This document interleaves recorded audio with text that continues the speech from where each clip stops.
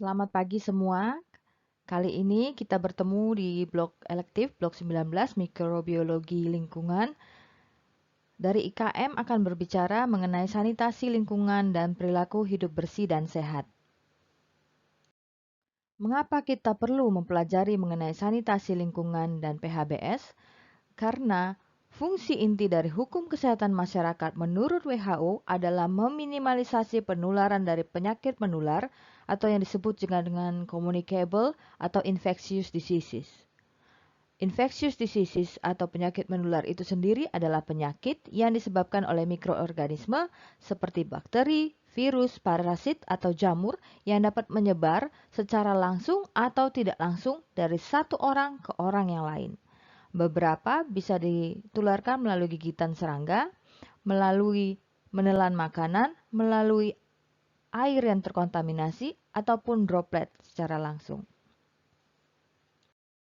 Hal ini juga sesuai dengan kesepakatan dari negara-negara yang tergabung dalam Perserikatan Bangsa-Bangsa, Indonesia termasuk di dalamnya, yang menghasilkan Sustainable Development Goals, di mana SDGs yang nomor 3 adalah memastikan kehidupan yang sehat dan sejahtera pada segala umur. Dilihat dari gambar ini ya, ini adalah gambar dari rantai infeksi.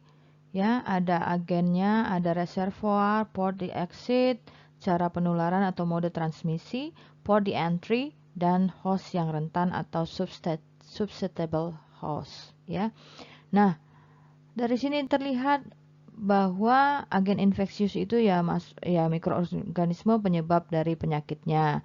Ada bakteri, virus, jamur, parasit, prion, reservoirnya dari manusia, air, makanan, kemudian ada port of exitnya dari darah, dari hasil ekskresi, dari hasil sekresi, dari kulit, dan cara penularannya itu melalui kontak fisik ya. Ya, itu langsung kontak fisik, droplet, terkena lingkungan yang terkontaminasi, atau dari ibu ke janin. Secara tidak langsung, ya melalui biologis, vektor, mekanis, dan airborne.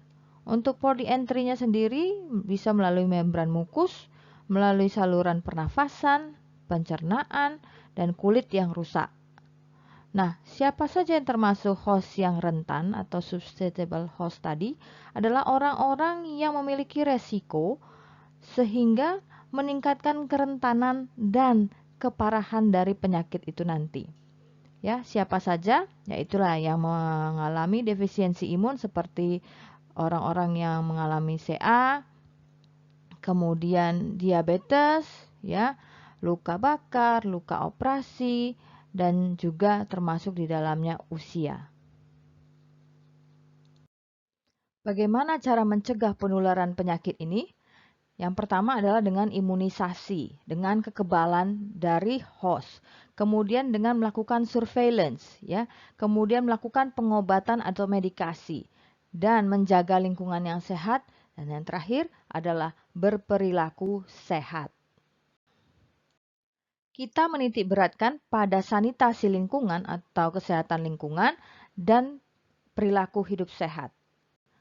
Yang pertama adalah kita berbicara tentang sanitasi lingkungan. Apa itu sanitasi? Menurut WHO, sanitasi adalah upaya pengendalian semua faktor lingkungan fisik manusia yang mungkin menimbulkan atau dapat menimbulkan hal-hal yang merugikan bagi perkembangan fisik, kesehatan, dan daya tahan tubuh hidup manusia. Sanitasi sendiri adalah bagian dari ilmu kesehatan lingkungan yang meliputi cara dan usaha individu atau masyarakat untuk mengontrol dan mengendalikan lingkungan hidup eksternal yang berbahaya bagi kesehatan serta dapat mengancam kelangsungan kehidupan dari manusia. Sanitasi minimum diperlukan untuk menyediakan lingkungan yang sehat, yang memenuhi syarat kesehatan dititik beratkan pada pengawasan dari berbagai faktor lingkungan yang mempengaruhi derajat kesehatan manusia. Apa itu? Yaitu penyediaan air bersih, pembuangan kotoran, pengelolaan sampah, dan pengelolaan air limbah. Ini dia ada 10 ruang lingkupnya, ada penyediaan air minum, pengelolaan air buangan, pengendalian pencemaran air, pengelolaan sampah padat, pengendalian vektor penyakit, pencegahan pengendalian pencemaran tanah, hygiene dari makanan, pengendalian pencemaran udara, pengendalian radiasi, kesehatan kerja, terutama pengendalian dari bahaya-bahaya fisik, kimia, dan biologis, dan pengendalian kebisingan. Juga termasuk perumahan pemukiman, ya, aspek kesehatan masyarakat dari perumahan penduduk, bangunan-bangunan umum dan institusi, kemudian perencanaan daerah dan perkotaan, aspek kesehatan lingkungan dan transportasi udara, laut, dan darat, pencegahan kecelakaan, rekreasi umum dan pariwisata, tindakan sanitasi yang berhubungan dengan keadaan epidemi, bencana alam, perpindahan penduduk, dan keadaan darurat. Yang terakhir adalah tindakan pencegahan yang diperlukan untuk menjamin agar lingkungan pada umumnya bebas dari resiko gangguan kesehatan. Di sini kita akan membahas mengenai masalah domestik, ya, penyediaan air bersih, pembuangan kotoran manusia, pengelolaan sampah, pengelolaan air limbah, dan kemudian mengenai rumah sehat. Untuk penyediaan air bersih, ya, volume rata-rata kebutuhan air setiap individu per hari itu berkisar antara 150 sampai 200 liter atau 35 sampai 40 galon. Tapi itu bervariasi bergantung pada keadaan iklim, standar kehidupan dan kebiasaan dari masyarakat setempat. Sumber air yang bersih dan aman itu adalah yang bebas dari kontaminasi kuman atau bibit penyakit, bebas dari substansi kimia, tidak berasa, tidak berbau, dapat dipergunakan untuk mencukupi kehidupan domestik dan rumah tangga, memenuhi standar minimal yang ditentukan WHO atau Depkes RI. Syarat kuantitasnya adalah diperkirakan dibutuhkan air sebanyak 138,5 liter per hari per orang dengan perincian untuk mandi, cuci kakus 12 liter, minum 2 liter, cuci pakaian 10,7 liter, dan kebersihan rumah sebanyak 31,4 liter. Untuk syarat secara kualitas tadi sudah disinggung sedikit di depan, ya, meliputi parameter fisik, kimia, mikrobiologis, dan radioaktif. Ya, parameter fisik itu tadi tidak berbau, tidak berasa, tidak keruh, ya, jernih, dan tidak berwarna. Untuk parameter kimia, air yang baik adalah air yang tidak tercemar secara berlebihan zat-zat kimia yang berbahaya, antara lain air raksa, aluminium, arsen, barium, besi, fluorida, kalsium, dan derajat keasaman atau pH-nya adalah 6,5 sampai 9. Untuk parameter mikrobiologis, tidak boleh mengandung satu pun bibit penyakit. Ya, indikator bakteriologi yang sering digunakan adalah Bacillus Escherichia coli. Dan kemudian parameter radioaktif. Untuk penyakit-penyakit yang dihubungkan dengan air, ya, mekanisme waterborne ditularkan pada manusia melalui mulut atau sistem pencernaan, contohnya tifoid, hepatitis viral, disentri basiler, kolera. Kemudian ada juga melalui mekanisme water wash, ya, berkaitan dengan kebersihan umum dan persorangan. Pada mekanisme ini ada 3 cara penularan, melalui alat pencernaan, diare, ya, kemudian melalui kulit dan mata, skabies, trakoma, dan penularan melalui binatang pengerat seperti penyakit leptospirosis. Mekanisme selanjutnya adalah water-based mechanism, ya, penyakit yang ditularkan dengan mekanisme ini memiliki agen penyebab yang menjalani sebagian siklus hidupnya di dalam tubuh vektor atau sebagai intermediate host yang hidup di dalam air. Contohnya sistomiasis. Kemudian mekanisme water-related insect vector, yaitu melalui gigitan serangga yang berkembang biak di dalam air. Contohnya adalah filariasis, dengue, malaria, dan yellow fever. Penyebaran penyakit yang bersumber dari kotoran manusia dapat melalui berbagai macam cara, di mana tinja mengkontaminasi air, tangan, dihinggapi lalat atau serangga, atau mengkontaminasi dari tanah. Yang kemudian terkena ke hostnya menjadi infeksi yang berakibat sakit ataupun kematian. Untuk mencegah kontaminasi ini atau menguranginya, maka pembuangan kotoran manusia harus dikelola. Kotoran manusia harus dibuang melalui jamban yang sehat. Menurut Depkes RI, ada beberapa ketentuan yang disebutkan mengenai jamban yang sehat, yaitu kotoran tidak mencemari permukaan tanah, dan air permukaan. Jarak jamban dengan sumber air bersih tidak kurang dari 10 meter. Konstruksinya harus kuat. Pencahayaan minimal 100 lux. Kemudian tidak menjadi sarang serangga, baik itu nyamuk, lalat, kecoa. Dibersihkan minimal 2 kali dalam sebulan. Ventilasi 20% dari luas lantai. Dilengkapi dengan dinding dan atap pelindung. Dinding kedap air dan berwarna terang. Kemudian biayanya murah. Memiliki saluran dan pembuangan akhir yang baik, yaitu lubang selain tertutup juga harus disemen agar tidak mencemari lingkungannya. Kalau bisa ada septic tank. Kemudian kita masuk pada pengelolaan sampah. Jenis-jenis sampah berdasarkan zat kimia, ada sampah anorganik, ya, sampah yang umumnya tidak dapat membusuk. Kemudian sampah organik, sampah yang dapat membusuk, seperti sisa makanan, daun-daunan, buah-buahan, dan lain-lainnya. Syarat tempat sampah yang dianjurkan itu terbuat dari bahan yang kedap air, yang kuat konstruksinya dan tidak mudah bocor. Mempunyai tutup yang mudah dibuka, dikosongkan isinya dan mudah dibersihkan. Ukurannya diatur untuk dapat diangkat oleh satu orang. Kemudian syarat kesehatan tempat pengumpulan sampah sementara harus terdapat 2 pintu, ya, untuk masuk dan keluar, nggak boleh 1 pintu. Kemudian lamanya sampah di bak itu maksimal 3 hari. Kemudian tidak terletak pada daerah yang rawan banjir.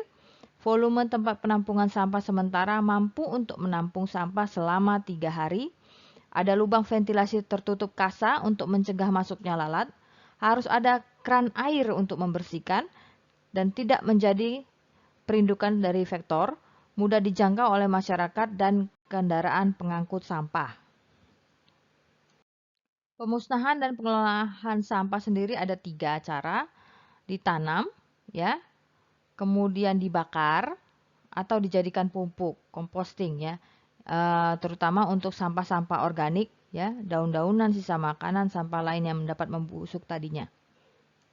Selanjutnya mengenai pengelolaan air limbah. Beberapa parameter yang dapat digunakan berkaitan dengan air limbah yaitu kandungan zat padat, total solid, suspending solid, dissolved solid.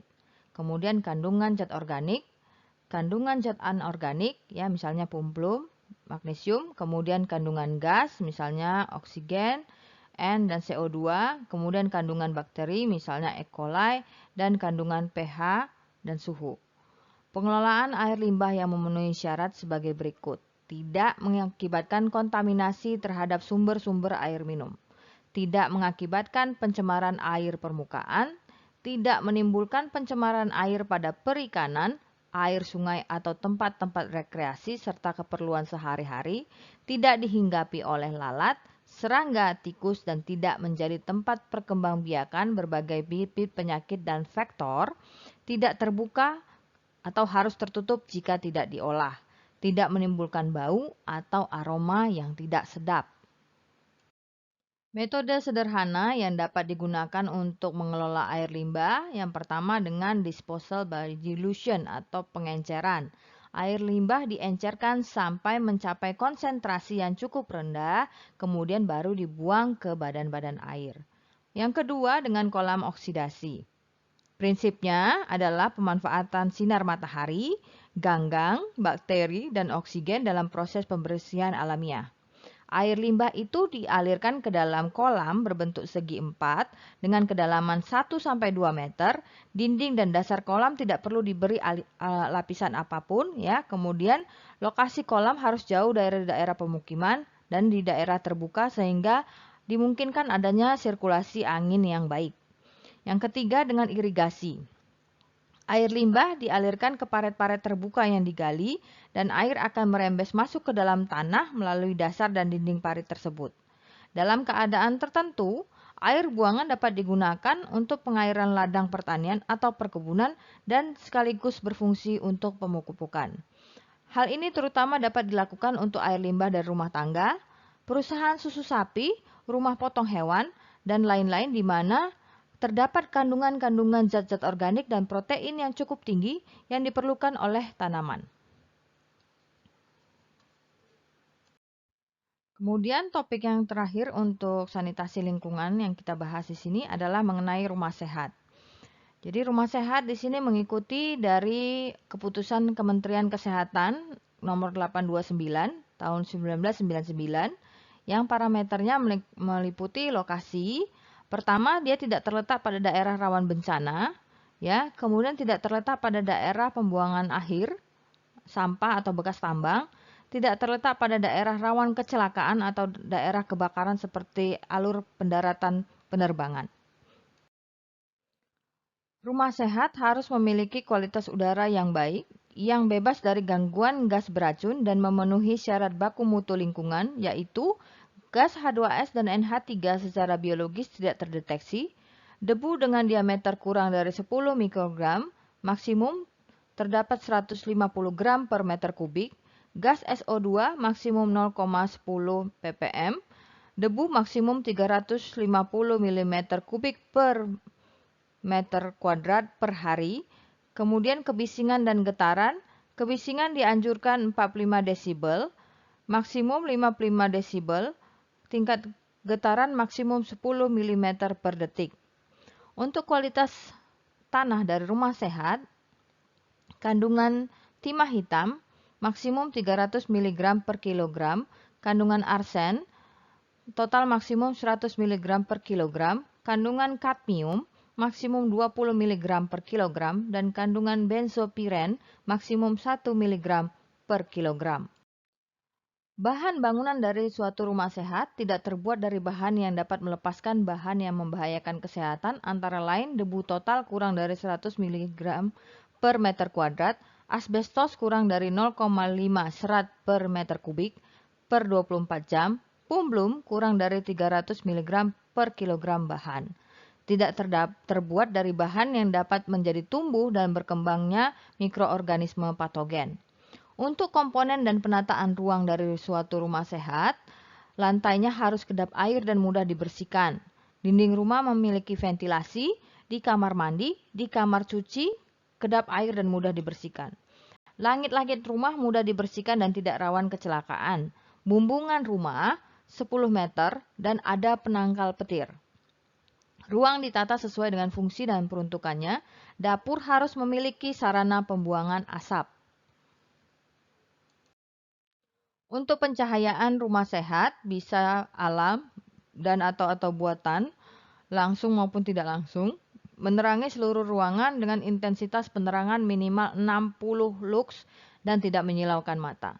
Untuk kualitas udara, suhu udara yang nyaman itu 18-30 derajat Celcius, kelembapan udara 40-70%, gas SO2 tadi kurang dari 0,10 ppm per 24 jam, pertukaran udara 5 kaki 3 per menit per penghuni, kemudian gas CO kurang dari 100 ppm per 8 jam, gas formaldehid kurang dari 120 mg per meter kubik, ventilasi, luas lubang ventilasi alamiah yang permanen minimal 10% dari luas lantai. Kemudian faktor penyakit, tidak boleh ada lalat, nyamuk, ataupun tikus yang bersarang di dalam rumah. Penyediaan air, ya, tersedia sarana penyediaan air bersih dengan kapasitas minimal 60 liter per orang per hari. Kualitas air harus memenuhi persyaratan kesehatan air bersih dan atau air minum sesuai dengan Permenkes 416 tahun 1990 dan Kemenkes 907 tahun 2002. Untuk pembuangan limbah domestik sendiri adalah limbah cair yang berasal dari rumah tangga, tidak mencemari sumber air, tidak menimbulkan bau, tidak mencemari permukaan tanah. Limbah padat harus dikelola dengan baik agar tidak menimbulkan bau, tidak mencemari permukaan tanah dan air tanah. Kepadatan hunian luas dari kamar tidur minimal 8 meter kuadrat dan tidak dianjurkan untuk lebih dari 2 orang tidur. Bagaimana untuk mengembangkan atau menciptakan sanitasi lingkungan yang baik? Adalah dengan membiasakan berperilaku hidup sehat, membersihkan ruangan dan halaman secara rutin, membersihkan kamar mandi dan toilet, melakukan 3M ya, menguras, menimbun, menutup ya. Tidak membiarkan adanya air tergenang, membersihkan saluran pembuangan air, dan menggunakan air bersih. Kita lanjut dengan topik yang kedua, yaitu perilaku hidup bersih dan sehat (PHBS) yang berhubungan dengan pencegahan penularan penyakit infeksi, ya. Di mana PHBS adalah semua perilaku yang dilakukan atas kesadaran sehingga anggota keluarga atau keluarga dapat menolong dirinya sendiri di bidang kesehatan serta berperan aktif dalam kegiatan-kegiatan kesehatan di masyarakat. Tujuan utamanya adalah meningkatkan kualitas kesehatan melalui proses penyadartahuan, ya, supaya sadar dan kemudian mampu, yang menjadi awal dari kontribusi individu dalam menjalani perilaku kehidupan sehari-hari yang bersih dan sehat. Untuk tatanan PHBS sendiri ada 5, di rumah tangga, di sekolah, di tempat kerja, di sarana kesehatan, dan di tempat umum. Kita akan membahas di rumah tangga dan di sekolah. Namun sebelumnya kita harus mengetahui dulu manfaat PHBS, ya. Jadi PHBS secara umum itu meningkatkan kesadaran masyarakat untuk menjalankan hidup bersih dan sehat, ya. Jadi dia harus mau dan mampu untuk menciptakan lingkungan yang sehat dan meningkatkan kualitas hidupnya. Untuk di sekolah itu memberdayakan siswanya, guru dan masyarakat di lingkungan sekolah untuk terciptanya pola hidup sehat dan menciptakan sekolah yang sehat. Jadi meningkatkan proses belajar mengajar para siswa, guru, masyarakat di lingkungan sekolah itu menjadi sehat. Untuk di rumah tangga sendiri, menciptakan keluarga yang sehat dan mampu meminimalisir masalah kesehatan. Ya, jadi manfaatnya mampu meningkatkan kesejahteraan, tidak mudah terkena penyakit, rumah tangga sehat, sehingga produktivitas anggota rumah tangga meningkat. Dan selanjutnya adalah keluarga terbiasa untuk menerapkan pola hidup sehat dan anak-anak yang masih ada di dalam rumah tangga itu tumbuh sehat dan tercukupi gizinya. Untuk di tempat kerja adalah memberdayakan para pekerja untuk tahu dan mampu untuk melakukan perilaku hidup sehat sehingga tercipta tempat kerja yang sehat. Ya, jadi di tempat kerja itu pekerjanya tidak mudah sakit sehingga produktivitas kerja meningkat dan meningkatkan income dari perusahaan. Ya, untuk di masyarakat sendiri, masyarakat ini mampu untuk menciptakan lingkungan dan masyarakat yang mencegah penyebaran penyakit. Ya, masyarakat memanfaatkan pelayanan kesehatan dan mampu mengembangkan kesehatan yang bersumber dari masyarakat sendiri. Apa yang dapat dilakukan untuk perilaku hidup bersih dan sehat di sekolah? Yang pertama, siswa, guru, dan masyarakat di lingkungan sekolah itu mampu untuk mencuci tangan dengan sabun sebelum dan sesudah makan. Kemudian mengkonsumsi jajanan yang sehat. Kemudian di sekolah itu menggunakan jamban yang bersih dan sehat. Dilakukan kegiatan olahraga yang teratur, dilakukan pemberantasan jentik nyamuk, dan tidak merokok di lingkungan sekolah. Membuang sampah pada tempatnya, dan melakukan kerja bakti bersama warga lingkungan sekolah untuk menciptakan lingkungan yang sehat. Untuk di rumah tangga sendiri, ada 10 indikator PHBS. Yang pertama, persalinan ditolong oleh tenaga kesehatan, kemudian pemberian ASI eksklusif, menimbang bayi dan balita secara berkala. Nah, ini yang berkaitan dengan kita adalah dengan cuci tangan dengan sabun dan air bersih, ya, berkaitan dengan kebersihan diri dan langkah pencegahan dari berbagai penyakit menular. Kemudian menggunakan air bersih juga, menggunakan jamban sehat, ya, memberantas jentik nyamuk. Yang kedelapan, mengkonsumsi buah dan sayur, melakukan aktivitas fisik setiap hari, dan tidak merokok di dalam rumah.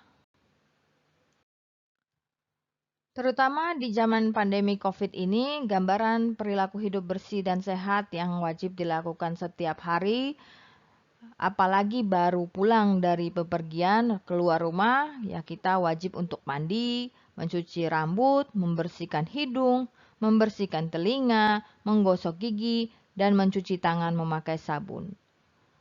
Harus diberitahukan kepada masyarakat dan juga kalian harus tahu bahwa waktu yang penting atau wajib untuk mencuci tangan memakai sabun adalah sebelum makan, Setelah buang air kecil atau buang air besar, setelah bermain, sebelum ibu menyusui, sebelum ibu atau menyiapkan makanan, sebelum menyuapi makanan, atau kapanpun kita merasa telah memegang benda yang tidak diyakini kebersihannya.